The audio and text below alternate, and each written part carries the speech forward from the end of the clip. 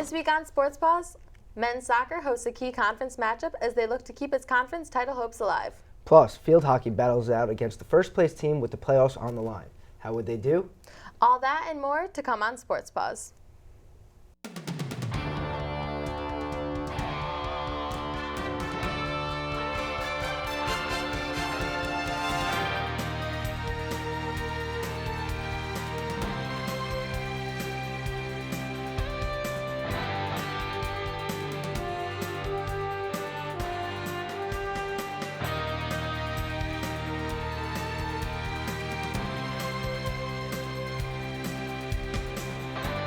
Hello, everyone, and welcome to this week's edition of Sports Paws. I'm Nick Palma. And I'm Camille Bova. There are a lot of exciting matchups this week as the playoff picture is starting to shape up for fall sports. Right, you are, Camille. Also, the men's hockey team hosted a pair of matchups against Hockey East opponent Northeastern. They would look to get its first win of the season since opening up the season against Bentley. But before we get going on that, we're going to bring in Q30 Sports' Jon Alba, who reported a story about one of the players on the men's basketball team. So how are we doing today, Jon? I'm doing great, Camille. I was a little worried. You got a little nervous there announcing my name. I hope I'm not that intimidating for you. No, we're always excited to have you here with us. Good. I'm glad. I'm excited to be here.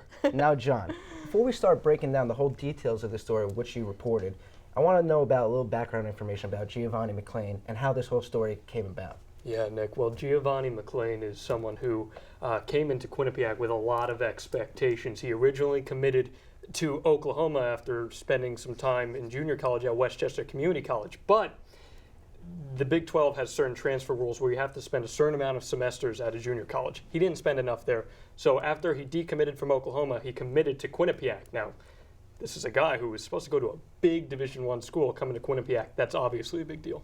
Yeah. Okay, so we have a guy who's accused of transcript fraud. So why is he still in classes at Quinnipiac currently? Well, ultimately, this boils down to what happened at Westchester Community College.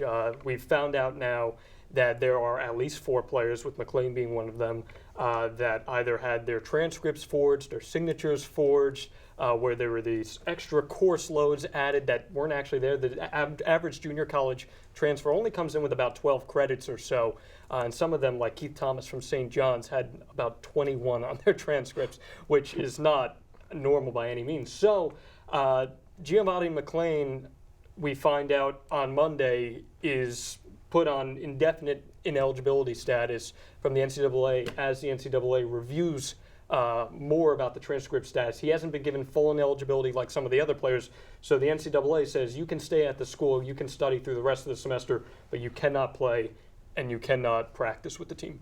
But the NCAA does have an ethical conduct policy for student athletes. So tell us a little more about what's written in that handbook. It does have an ethical conduct policy, and it's actually in the student athlete handbook here at Quinnipiac. And that does say that if you are involved in transcript fraud, if you are knowledgeable of it, whether you're a university employee or you're a member of the team, a student athlete, then you are thus committing unethical conduct.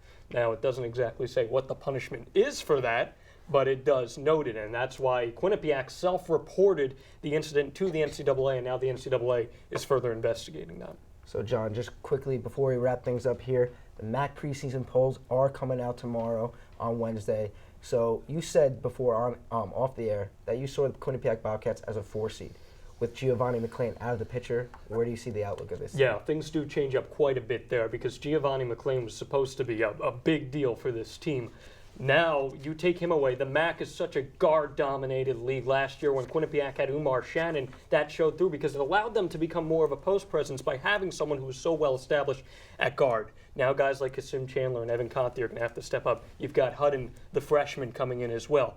Without the status of Giovanni McLean certified, and he could come in later in the year, it doesn't look good for Quinnipiac, maybe more of a 6 or 7 or so. All right. Well, we're now going to bring you over to soccer, where the men's faced Siena on Wednesday. Quinnipiac would look to remain unbeaten in the conference as they stood atop the MAAC standings. There you have it. You see Siena and Quinnipiac set to play at the QU soccer field on Wednesday. It was also senior day as well, as Borja Angoitia is being congratulated for all that he has done throughout his Bobcat career. First half underway, you see Marshall Baker with a nice touch to set up Rafael Carvalho, who directs the ball right into the net for the score. It's 1-0 Quinnipiac now. Later in the half, Siena with the cross.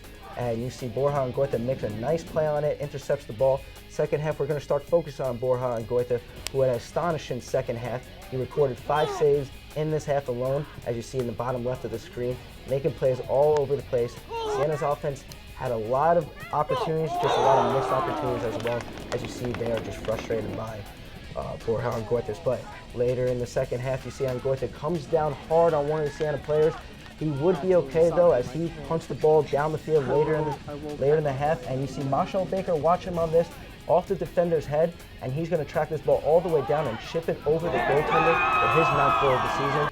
Bobcats get the win 2-0, and they still remain undefeated in the MAAC Conference.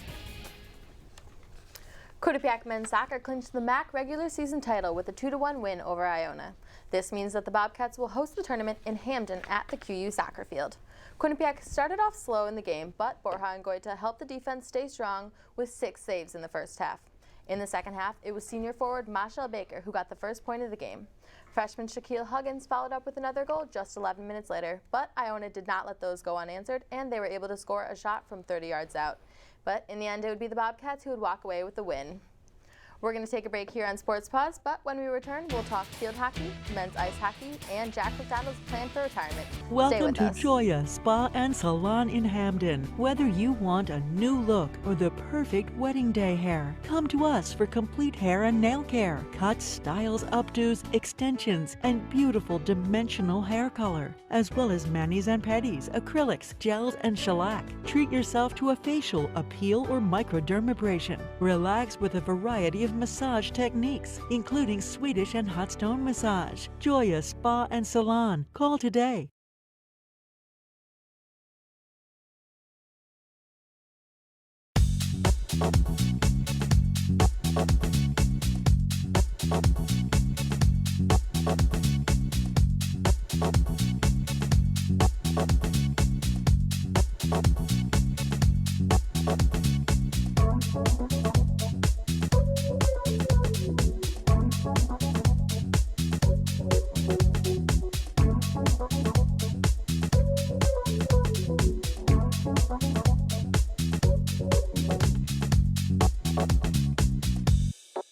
Welcome to A Sheer Sensation, North Haven's premier cosmetology service, located at 140 Washington Avenue, minutes from Hamden.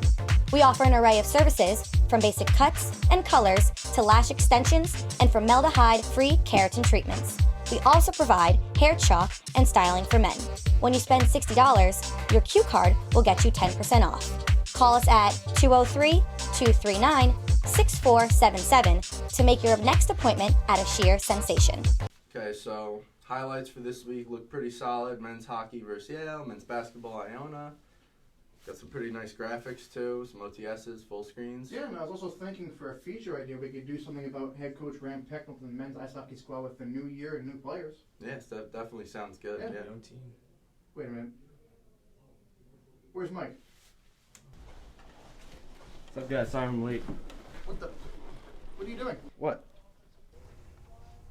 Freshman. Welcome back to Sports Paws, and we are also going to welcome back Jon Alba for another analyst segment. This one focusing on the recent news about Quinnipiac's athletic director, Jack McDonald, my mistake. And he's set to retire in June. So, John, we want to talk about what he's done throughout his 20 years. He was brought in 1995. Let's recap some of the success that he's had here. Well, unlike the Toronto Blue Jays former shortstop John McDonald, Jack McDonald is someone who does have quite a lasting legacy here, guys. Jack is someone who was brought in around 1995 to help elevate Quinnipiac to that Division I status. That was something that President Leahy tried to move forward with as in an attempt to get admissions higher, and it's something he was able to do. In 1997, Quinnipiac moves to Division I, and about 30 conference championships later, one appearance in a NCAA tournament championship game later, here we are, and now McDonald's retiring, and it's pretty insane actually to think about in the grand spectrum of things. You are right.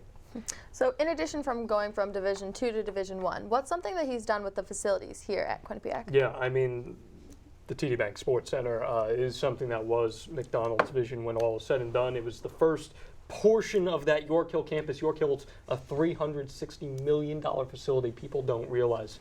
and the TD Bank Sports Center equates for about $52 million of that or so. It's one of the nicest facilities in the Northeast, and including the gigantic HD upgrades they underwent in the last couple seasons. That's a huge part of that legacy. So now let's move away from some of the success and start to talk about some of the obstacles he's faced here. Now, back in 2009, you had the Title IX incident with the women's facilities and the athletics. Talk to us about that. Yeah, I mean, this is something that people do tend to forget happened.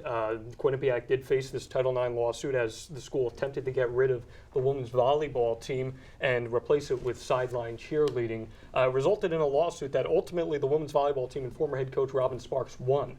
And that mandated that Quinnipiac had to improve its facilities, its women's facilities in particular, the facilities on the Mount Carmel campus, which those upgrades are being held up by the town of Hamden right now, and its people due to amphibians in the local areas and the issues that lighting would have caused with it. The lights we're sitting under right now would not suit well for those amphibians, and imagine that plus these gigantic structures. So that's created issues, and that's something that is going to kind of hang over here as we move into the next era, whether they go for an outside hire or an inside hire. Maybe it's someone from a Division II school who's like 35, 40 trying to bring in something new, or maybe it's someone who is from like a Sacred Heart kind of school. You're going to see that new era coming soon. All right, John. Thank you for coming back on Thanks with for us. having me Always on. a pleasure to have you on board. Field hockey took on first place Sacred Heart this past Friday. Quinnipiac's playoff positioning depended on the outcome of this game. Let's check it out. So we have Quinnipiac Field Hockey taking on Sacred Heart at the QU Turf Field. And we're going to start off with penalty corners in the first half. And it's going to be Sacred Heart's Nicole Tolley with the shot, but Megan Conavoy is going to save it, and the score is going to be 0-0. Another penalty corner for Sacred Heart. This time it's going to be Sacred Heart's Rachel Cloney to shoot, but again, Megan Conavoy is going to save. Heading into the second half, it's going to be Quinnipiac's Gemma Serrera to shoot and score for Quinnipiac. That's going to bring us to a 1-0 lead for Quinnipiac. What a shot there, I gotta say, from Jenna Sierra. She's been stepping up her game as of recent. I know, still in the second half, we have Sacred Heart with a last-minute chance. Megan Conavoy with the slide and save. The final score is going to be 1-0, and QU will clinch the number 3 seed in the MAAC Championships. Now we're going to go to Coach Becca Main after the game. Yeah, I mean, well, we're going to find out today if it's on field turf or AstroTurf. So I'm pretty sure it's on field turf. I think what we're going to do is, you know, we can't say we're going to prepare like last year. We're a totally different team, and you can't expect this team to prepare the same way as last year's team. So I think we're learning what they need to be motivated. We're learning a lot about making sure they feel empowered and they have confidence. And then we're going to really fine-tune the basics and really run on the receiving, the passing, and the hitting. With the win versus Sacred Heart, Quinnipiac will now go into the MAAC playoffs as a 3 seed. The loss bumps back Sacred Heart all the way back to the 4 seed as Monmouth and Ryder are slotted in at the 1 and 2 seed respectively. And now Q30 Sports field hockey analyst Mike Bonavita is here to give us predictions on this year's tournament. Mike? Thanks, guys. This Sunday, MAAC Sports released the final seeding for the 2014 MAAC Field Hockey Championship. Monmouth University took home the number 1 seed, followed by Ryder, Quinnipiac, and Sacred Heart. Monmouth is coming into their matchup against Sacred Heart on a 4-game winning streak, which includes a 2-0 shutout against Sacred Heart. Monmouth has been the 3-headed beast this year, led by Trisha Dwyer, Amanda Schofeld, and Meg Donahue. Sacred Heart has not won a game against Monmouth in more than 5 years, so I don't see them pulling an upset this year. On the other side of the brackets, we see the number 2 seeded Ryder Bronx taking on the number 3 seeded Quinnipiac Bobcats. In their last meeting, Ryder came out on top, but that is not the main story of this game. Quinnipiac had the majority of possession time. If Quinnipiac plans on coming away with the victory, they have to improve on closing the game with the same intensity that they bring at the beginning of the game. In their losses against Monmouth and Ryder, it was a result of late scoring. If Ryder plans on taking the victory, 2 factors have to come in place. Allison Ballaghan needs to get back into being a threat on the field. Also, Kershaw Henderson needs to keep up her work on defending penalty corners. Henderson's speed allows her to get to the ball as quickly as possible, leaving Bobcat players struggling to set up a clean play. Quinnipiac's ability to generate offensive power should give them the edge over Ryder. That brings us to the championship matchup against the Monmouth Hawks and the Quinnipiac Bobcats. In their last matchup ended in a 4-3 overtime win for the Hawks. The problem I see in this matchup is the lack of depth on Monmouth. Although the power trio has been outstanding this season, no one else really stands out to me on the Monmouth roster. Quinnipiac this season was lucky enough to have a large freshman class who were fast learners. Players like Dana Barlow had a solid season, along with Gemma Sierra and Peyton Mickey, are showing starting potential. Monmouth has to see O'Dwyer, Schoenfeld, and Donahue really step up and not be shut down like Quinnipiac, like they've been able to do in the past. I see Quinnipiac Bobcats taking the MAAC Championship title. That will be a close, high-scoring game. Back to you guys. Thanks so much for the insight, Mike. The men's hockey team hosted a pair of matchups against the Northeastern Huskies, and our very own Andrew Badillo was at High Point Solutions Arena to tell us more about Saturday's game. Gartig or Lawrence? This has been the burning question all season for the Quinnipiac Bobcats, as there has been a revolving door in goal. It was Michael Gartig, not Sean Lawrence, who got the start in goal Saturday night in the Bobcats game against the Northeastern Huskies. Gartig posted a 20-save performance en route to a 3-2 Bobcats win. Head coach Rand Pecknold was pleased with Gartig's performance. I think he was really good. He looked sharp. He was, you can't fault him on a 5-on-3, and even the other goal, like we got to pick up sticks net front. We're right there, we got to pick that stick up. So I thought Gartig was great tonight. I think he's one of our best players, and look, kind of what he did last year for us. Honestly, yeah, just big weight off the shoulders and feeling pretty good. Michael Gartig's solid performance in net tonight would signify that he is back as Quinnipiac's #1 goaltender.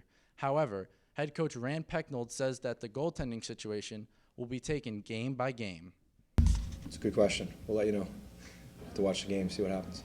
The goaltending situation is not the only thing that improved in the Bobcats game against the Huskies. I thought some guys played real well tonight that hung on there for that. Federico and Taves were excellent. Connor Clifton were great. Those 3D were really good. Actually, the whole decor was good. Augusta was good too, so we're happy with that. Quinnipiac will look to complete the weekend series sweep of Northeastern Sunday at 4 o'clock. Reporting from High Point Solutions Arena, Andrew Badillo, Q30 Sports. After the Bobcats defeated the Huskies in the first of 2 games at the High Point Solutions Arena, they will look for the weekend sweep Sunday afternoon. So here's some game action brought to you by Q30 Sports. Northeastern and Quinnipiac set to face on at the arena. Like I said, first period action underway, and that's going to be Mike Smatula, who gets the rebound off his own shot and goes top shelf on Gartig to put the Northeastern up 1-0. Later in the period, you'll see Bo Piper gets called for a boarded penalty that he doesn't seem too happy about, and that's going to be followed up by another penalty on Travis St. Dennis. What would Northeastern do on the 5-on-3 power play? Here comes Northeastern ensuing drive, shot, and it's scored by Spatula on the power play. Again, it's the second goal of his game, and it's 2-0 Northeastern. Quinnipiac trying to get something going on offense. Here on the misclear by Northeastern, that's Andrew Taverner with the shot. Tries to go top shelf, but it's deflected out of play. Second period now, 23 seconds in. That's Matthew Pecker, the Landon Smith. He shoots and scores, and then we got Quinnipiac on the board here. It's 2-1 with the score. Later, Northeastern trying to get back on the board, but now it's Gartig with the stop. Makes a couple of nice stops there, actually. Now you'll see 3 players from both teams are in the penalty box. How would the Bobcats respond? And you'll see there, puck still loose in front of the net, and Landon Smith puts in his second goal of the game, and Quinnipiac has now tied this one up at 2. Later, you'll see Ryan Rosenthal sneaks it just under the leg peg of Gartig soon after the Bobcat goal, and Northeastern is back on top 3-2. Still in the second period now, that puck is trickled into the crease, and that's Andrew Taverner who finds a goal, puts it in. Now we're tied at 3. Third period now. Bobcats have the momentum. Here we go. Soren Janssen skates through the crease, puts in the rebound, and Bobcats have their first lead of the day. It's 4-3 now. Northeastern still trying to tie things back up here, but Gartig will hold up and freeze the puck as 2 players come crashing into the net. Refs blow the whistle and stop the play, but later in the period they come back again, and Gartig's able to stop this one once again. The game would end in a brawl as things got rowdy, but the Bobcats would hold on to the 4-3 win and extend their record to 3-2-1 on the year. That's going to lead us to our next break, but don't go anywhere. When we return, we'll bring in Colton Hoffman to break down the men's ice hockey weekend, and we'll recap women's hockey as well. Plus, we'll take a look at Borja Angoitia's illustrious career. Sports Paws will be right back.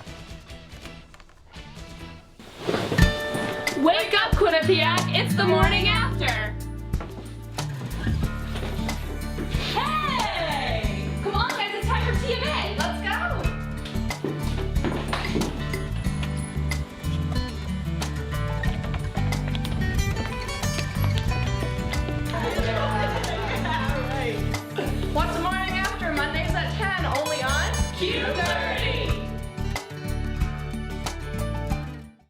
Welcome to A Sheer Sensation, North Haven's premier cosmetology service, located at 140 Washington Avenue, minutes from Hamden.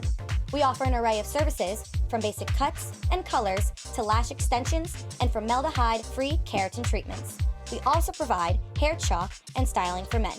When you spend $60, your Q card will get you 10% off.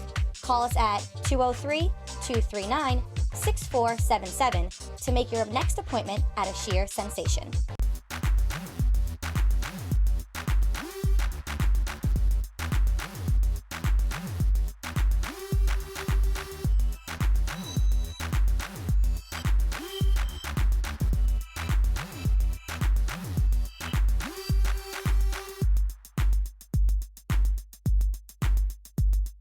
We are your source for entertainment news.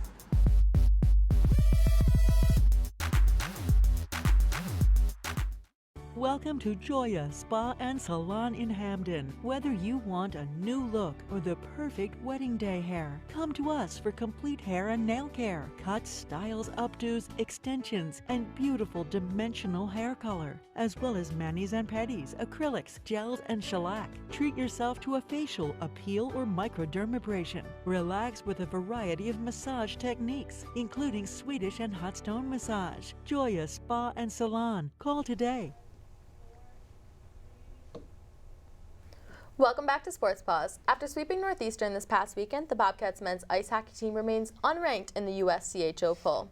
We now bring in our men's hockey analyst, Colton Hoffman, to break down the Bobcats season so far. How's it going, Colton? I'm good, how are you?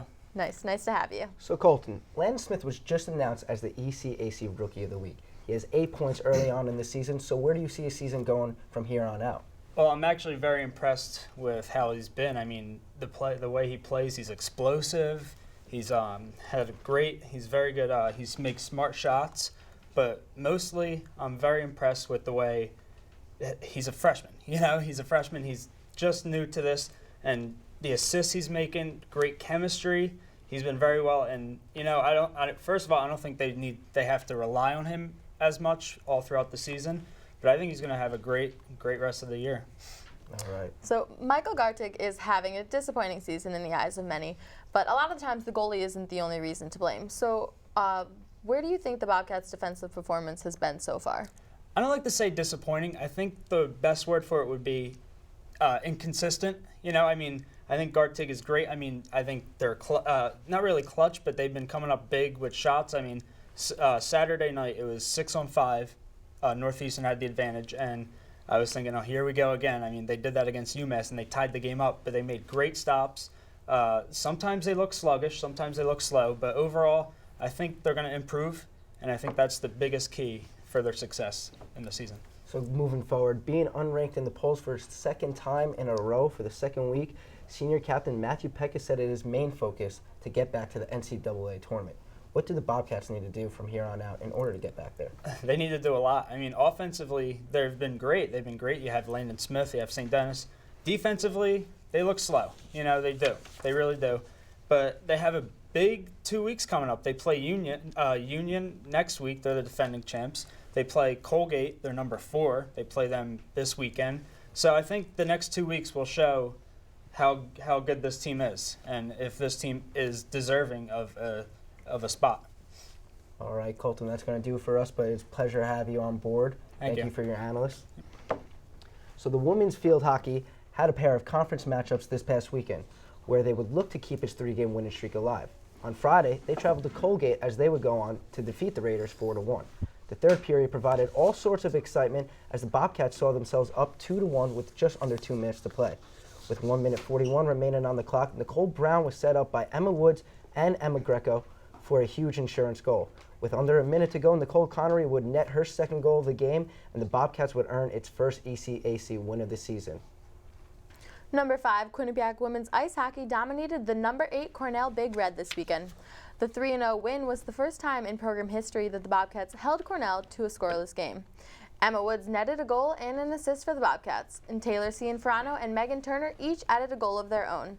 Heading into the second period, the Bobcats were up 3-0, and Chelsea Layden finished the game strong for her 5th shutout of the season. The Bobcats return to action in 2 weeks when they host Rensselaer and Union to continue ECAC play. Now we're going to send it over to our hockey analyst, Rob Ciambra. Thanks, Camille. The Quinnipiac women's ice hockey team improved to 7-0-1 after a weekend sweep of Colgate and defending ECAC champion Cornell to begin ECAC League play. This hot start by the Bobcats has been fueled by Quinnipiac's dominant offense, which averages around 38 shots on goal per game. Leading the team with 7 goals and 4 assists is first-year forward TT Cianfrano. She certainly has made herself heard throughout the league and has become one of the more dangerous players to watch out for. Cianfrano is very good at anticipating the plays and going to the net. 4 of her goals are game-winning goals, and she has also taken 36 shots this season so far. But one thing that separates this team from last year's, who, to remind you, just narrowly missed out on its first NCAA tournament berth, is how the scoring is coming.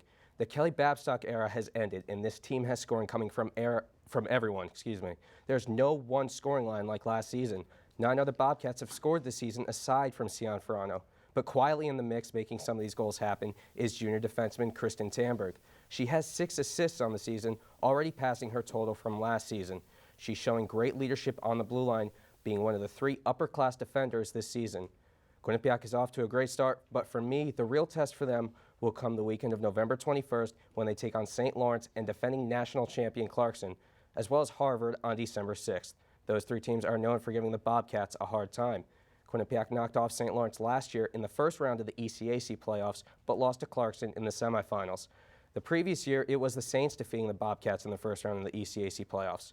So, time will tell if the Bobcats are the best of the best, but at least for right now, they're making their argument.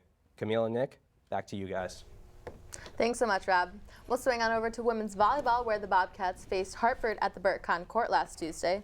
The Bobcats dropped 3 straight sets for the loss, but were contenders in all 3 of them. Tiara Allen had her best game of the season, recording 12 kills, as Sarita Nethersole led the Hawks with 12 kills of their own. The Hawks picked up their 14th win of the season as the Bobcats dropped its 24th loss. After a hard fight on the court, women's volleyball ultimately fell to Fairfield with a score of 3-1 the following Friday. After winning the second set, the Bobcats were unable to keep the momentum going. They fell 25-15 and 25-14 in the next 2 sets. Sophomore Allison Lee was able to get her best performance of the season, leading the team in kills, blocks, and hitting percentage. The Bobcats head back to the court this weekend as they enter the home stretch of MAAC play. We'll switch up gears here and head back to the men's soccer for the end of the show. Our very own Matt Dillane covered Borja Angoitia's career at Quinnipiac, and here's what he had to say. After 4 years of game-saving stops, the man guarding the net for Quinnipiac must soon be moving on. Borja Angoitia, the electric goaltender for the Bobcats, is reaching the end of his senior season with the team. The Bilbao, Spain native played in 14 games as a freshman in 2011, earning a 1.73 goals against average. By his sophomore year, Angoitia started in all 18 games for the Bobcats, recording a 1.12 goals against average. Angoitia's junior year with the Bobcats was one for the history books, leading the team to its first Metro Atlantic Athletic Conference Championship and an NCAA tournament appearance with a .7 goals against average. Angoitia was also named the 2013 MAAC Goalkeeper of the Year. With the Bobcats locked in as the #1 seed entering postseason play this year, Angoitia will hope to end his senior season with a second title. Well, that's all the sports news we have for you for this week. For more information on QU Athletics, follow us on Facebook and Twitter at Q30 Sports. And don't forget to check out our website at www.q30television.com. For all of the producers behind the scenes, our talent, and our crew, he's Nick Palma, and I'm Camille Bova. We'll see you next week.